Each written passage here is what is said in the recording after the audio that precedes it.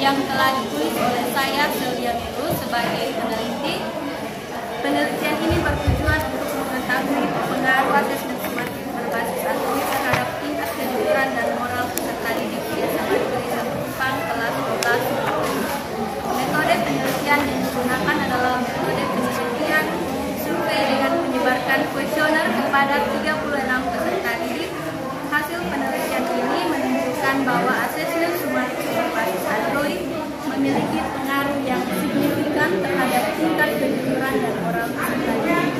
Hal tersebut dapat dilihat dari data yang menunjukkan bahwa tingkat kejujuran peserta didik masih relatif rendah. Manfaat penelitian ini adalah dapat memberikan informasi tentang pengaruh asesmen sumatif berbasis Android terhadap tingkat kejujuran dan moral peserta didik, sehingga dapat digunakan sebagai acuan dalam pengembangan strategi pembelajaran yang efektif. Mungkin dari itu laporan saya, dan ada saran dari ibu saya. Silakan Bu Ika. Ya, baik.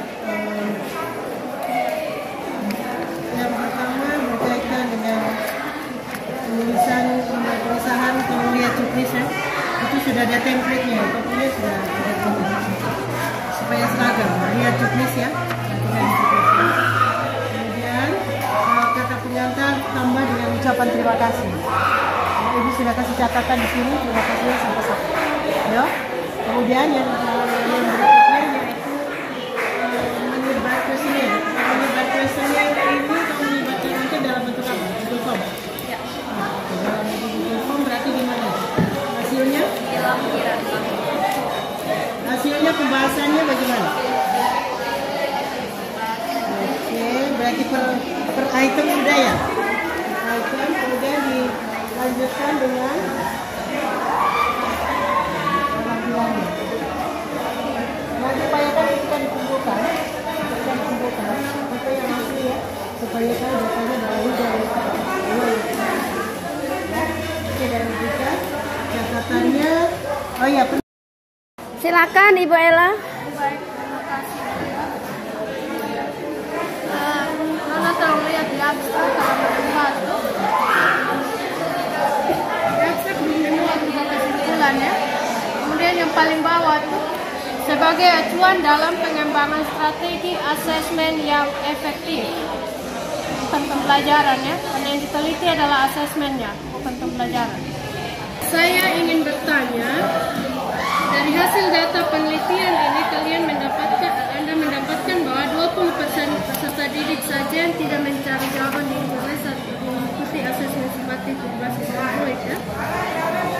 20% lainnya memilih opsi kadang-kadang, sedangkan 60% sering melakukan kecurangan saat mengikuti asesmen berbasis sumatif berbasis Android. Pertanyaan saya, ada 60% ini kecurangan seperti apa yang mereka lakukan pada saat ujian?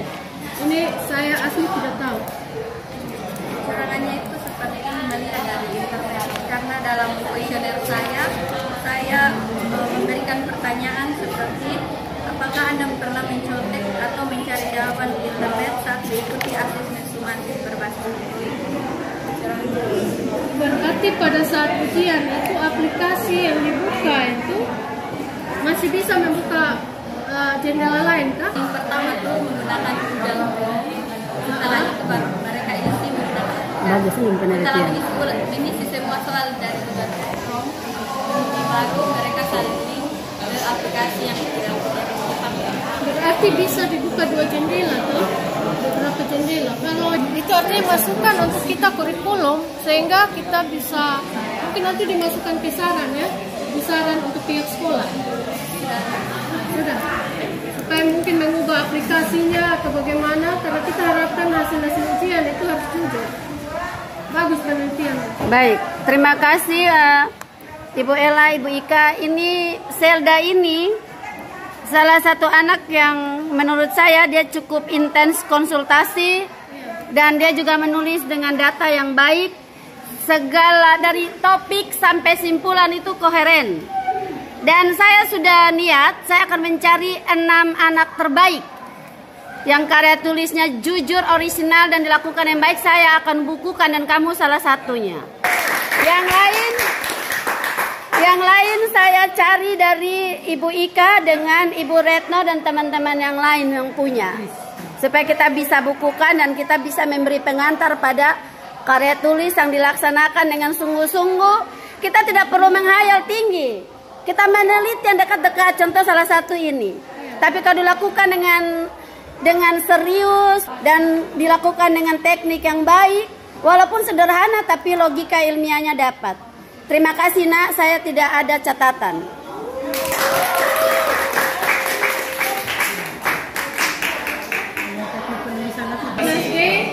Paling banyak positif atau negatif? Kadang kebanyakan negatif karena sebagian dari kelas 12 menit itu kadang-kadang masih menggunakan media sosial, yaitu kadang untuk mengejek, tetapi hasil positifnya juga ada. Tapi dari hasil penelitian ini menunjukkan 91,3% ini hasil penelitian positif, dampak positif. Ya, karena media sosial sangat membantu mereka dalam mengerjakan tugas yang diberikan oleh itu. Diharapkan dapat mengawasi dan mengedukasi siswa tentang penggunaan media sosial yang sehat. Pintar, luar biasa. Tangan. Tepuk tangan Doni. Luar biasa ya Doni pengusaha. Silakan Bu Ika. Doni, pertama di lembar pemesanan tolong diperhatikan jarak antara penulisan pembimbing atau bakat turun kepala itu jangan terlalu jauh ya. Mungkin di situ 4 kali 4 enter kali ya. 4 kali enter saja ya. Kalau dengan dua jarak baru itu sudah sangat panjang. Jangan lupa menuliskan halaman. Itu aja ya. Kemudian di bagian daftar pustaka, langsung ya daftar pustaka itu penulisannya harus tepat. Kalau kamu ambil dari jurnal atau artikel, penulisnya dulu nama penulis, kemudian tahun tulisannya, judul, kemudian link, ya. Tapi nama itu harus nama belakang semua. Misalnya Doni Maharesa, berarti Maharesa, Doni. Doni, Ibu bangga dan Doni ini. Pertama, Doni ini belajar dengan sungguh-sungguh sehingga dari yang Doni sulit menjadi Doni berhasil melakukannya. Doni, coba lu tatap Ibu. Ibu mau tanya, ini betul kamu yang melakukannya? Amazing Doni, ini bagus ini Doni. Tepuk tangan dulu nih. Doni menyebarkan angket di semua teman. Berapa di kelas 12 ini saja ya? Dari 36 siswa nih, 36 ya? Itu berapa orang yang respon? Karena 35. Oh ya. Semua respon ya? Kamu menggunakan medianya di Google ya? Doni, Ibu ingin tahu nih. Itu durasi paling tinggi anak-anak di sini menggunakan media sosial itu berapa? Berapa lama menggunakan media sosial? Lihat data ya. Karena ini kabur di Ibu ya. Itu paling lama itu lebih dari 6 jam. Lebih dari 6 jam dalam sehari. Ya. Dalam sehari. Dan ketika mereka menggunakan lebih dari 6 jam itu, aktivitas utamanya apa? Utamanya itu kebanyakan berkomunikasi dengan teman atau keluarga. Itu berapa persen? 42,9%. Pembelajaran berapa persen? Pembelajarannya itu sekitar 14,3%. Terima kasih Doni. Ibu bertanya, kamu mampu menjawab dengan cepat. Doni, ini salah satu karya yang lu perbaiki baik-baik yang Ibu pertimbangkan untuk dibukukan kalau lu ubah judul. Karena di judul sini dampak media sosial pada siswa, tapi ternyata lu juga bicara tentang media sosial yang sering digunakan dan dampak sosialnya pada siswa. Sehingga mungkin judulnya saja diubah karena datanya sudah lengkap. Tepuk tangan untuk Doni. Faktor yang mempengaruhi minat dalam pemilihan program studi di kalangan siswa SMA kelas 12 SMA Negeri 1 Kota Kupang ya. Berarti populasinya semua siswa kelas 12. Sampelnya berapa orang? 92 orang. Yang 92 orang ini sudah mengikuti SPNJ kan? NJ eligible itu mereka sudah pilih perguruan tinggi itu belum? Yang sebaru sudah ya. Baru ingin memilih atau kan mereka sudah memilih? Sudah memilih. Sudah memilih program studi.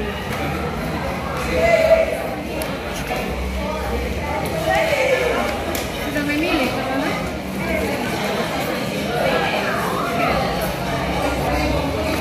lalu yang diteliti apanya? Faktor yang mempengaruhi minat saja kok?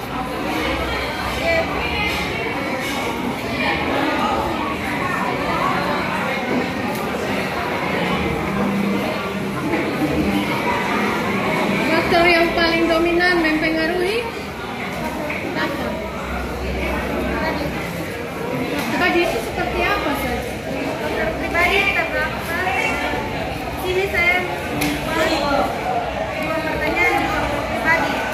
Di situ ada minat dan bakat. Minat 96,8% dan bakat 87,8%.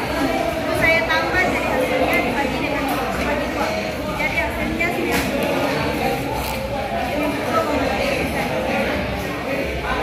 Selain dari minat, bakat, apa lain? Ada faktor keluarga. Intervensi orang tua. Ya. Itu berapa persen? Keluarga terdapat 82,55%. Sama seperti yang tadi saya jelaskan faktor pribadi bagi dengan dua. Faktor orang tua berapa persen? 82 itu. Ada di halaman 11. Terus saran yang diberikan untuk pihak sekolah apa? Caranya sebaiknya siswa paling jelas memahami minat dan bakat pribadi sebelum memilih program studi, dan yang kedua keluarga sebaiknya memberikan dukungan dan dorongan positif terhadap pemilihan pendidikan anak, dan yang ketiga pastikan akses terhadap informasi yang akurat dan relevan mengenai program studi yang diminati. Maksudnya pihak sekolah ini mengintervensi, bolehkah pihak sekolah mengintervensi siswa-siswa dalam pemilihan jurusan atau tidak? Berdasarkan hasil penelitian. Artinya mungkin intervensi dalam hal ini memberikan pengarahan. Dan yang berkewenangan memberi pengarahan itu dari mana? Apakah kesiswaan, BPBK atau kurikulum?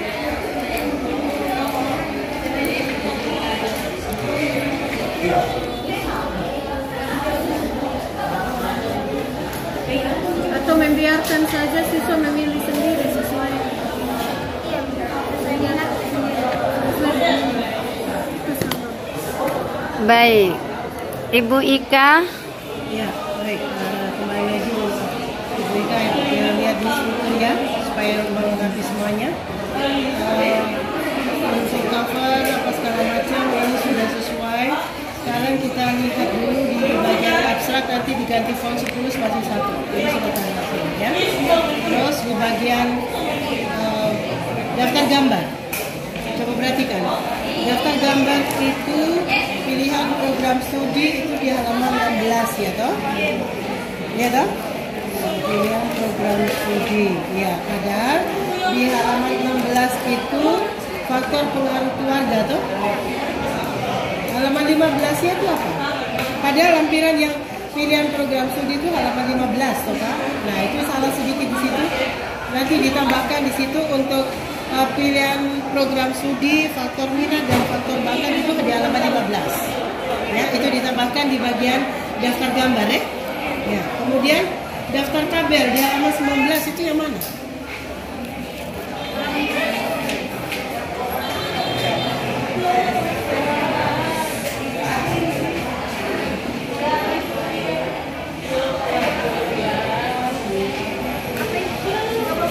Halaman 19 itu kan kamu pilih halaman 19 rekapitulasi. Rekapitulasinya di mana?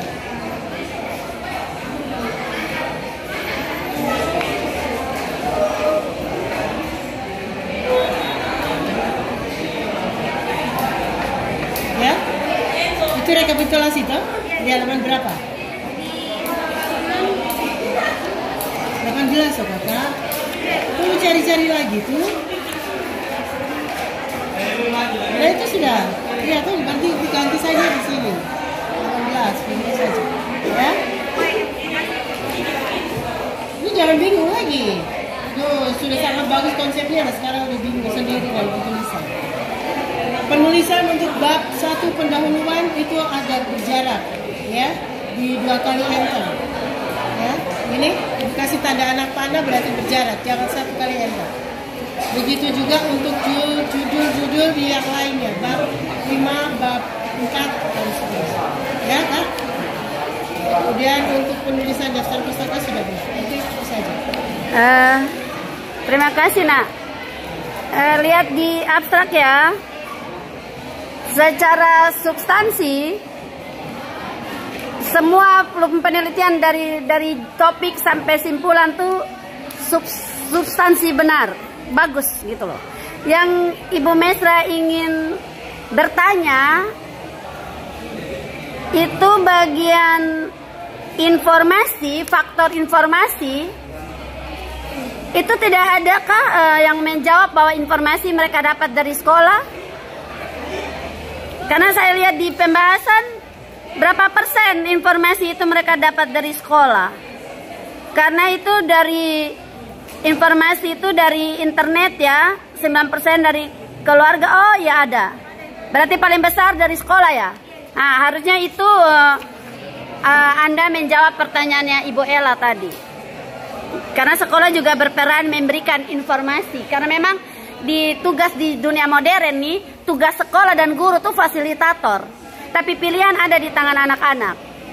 Jadi Ibu tidak lihat ya di abstrak ya, tapi ternyata ada di bab 4 ya. Ya. Kemudian faktor lingkungan. Itu apa sih yang mendominasi faktor lingkungan? 60,3% responden pengaruh dari teman. Waduh, 37 pengaruh dari teman. Apa nih maksudnya? Tidak adanya pengaruh yang memilih reputasi perguruan tinggi. Nah, dari segi ekonomi, coba kita lihat dari segi ekonomi. Dari segi ekonomi 71% memilih biaya pendidikan sangat berpengaruh dalam pendidikan. 26 memilih biaya pendidikan tidak berpengaruh.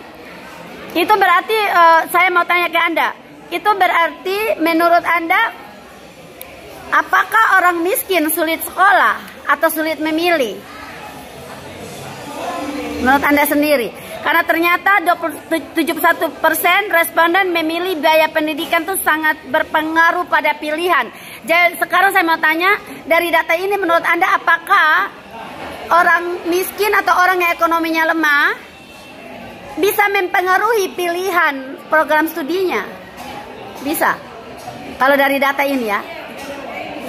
Oke. Terima kasih, dan saya melihat ini juga salah satu dari karya tulis terbaik yang kalau lu izinkan Ibu Mesra bisa bukukan. Tepuk tangan untuk Febriana Kesia Sado. Jadi dari kelas ini sudah ada 2 ya. Terima kasih. Ya, di print ya yang baik. Sekarang kita naikkan violin. Kita mendengar Farel. Terima kasih atas waktu dan kesempatan yang telah diberikan kepada saya. Selamat pagi untuk kita semua. Yang terhormat Ibu Mesra. Febrina. Suaramu keras dulu. Terima kasih atas waktu dan kesempatan yang telah diberikan kepada saya. Selamat pagi untuk kita semua. Yang terhormat Ibu Mesra Fernando. Iya, Nak. Selaku pemimpin satu saya. Yang saya hormati Ibu Petronella selaku pemimpin kedua saya, dan yang saya hormati pula Ibu Sri Derita. Berdiri yang baik, Nak. Kristina SPD selaku saya Farel Benedictus Kono dengan NIS M0077105216 akan mempresentasikan karya ilmiah saya yang berjudul Analisis Faktor dan Solusi yang Efektif terhadap Penyalahgunaan Fasilitas Tangga di Lingkungan SMA Negeri 1. harus indented, itu berarti berada ini harus masuk. Alinea baru harus masuk. Nah, masuk alinea baru itu berapa spasi? 10 spasi. Ingat ya? 10 spasi. Jadi kalau memang kamu mau indented berarti dia harus masuk 10 spasi. Tapi kalau dia full block seal berarti harus. Saya termasuk Gen Z dan saya sendiri merasa bahwa krisis mental itu perlu ditanggulangi oleh berbagai pihak karena masih banyak yang merasa kecemasan berlebih itu seperti nanti tidak fokus saat belajar karena begadang, terus menggunakan media sosial secara berlebihan, kecanduan media sosial. Kalau mereka kecanduan media sosial dikarenakan mereka kurang bergaul dengan lingkungan sekitar. Sebentar dulu, terstruktur dulu. Pertama, kenapa lu teliti di Tarus? Baru jawab yang kedua, generasi Z gambaran mentalitas tuh kau ukurnya seperti apa? Terus yang ketiga, batasan generasi Z itu di dalam penelitianmu tuh apa? Jadi terstruktur dulu, jangan kemana-mana dulu, jawab itu 3 pertanyaan dulu. Jadi, kenapa saya meneliti di Tarus? Karena saya sendiri tinggalnya di Tarus dan saya meneliti di situ agar lebih mudah saya mendapatkan informasi. Lalu untuk kenapa saya meneliti itu? Karena saya sendiri termasuk Gen Z dan saya merasa masih banyak yang kurang fokus di sekolah tuh karena yang pertama karena mereka begadang. Iya, saya tahu. Tapi pertanyaannya bagaimana kamu mengukur atau kamu mendapatkan data gambaran mentalitas, teknik apa sih yang kamu pakai untuk mendapatkan gambaran mentalitas itu? Saya menggunakan teknik kuesioner. Kuesioner pada berapa orang di Tarus? Untuk 50 orang saja.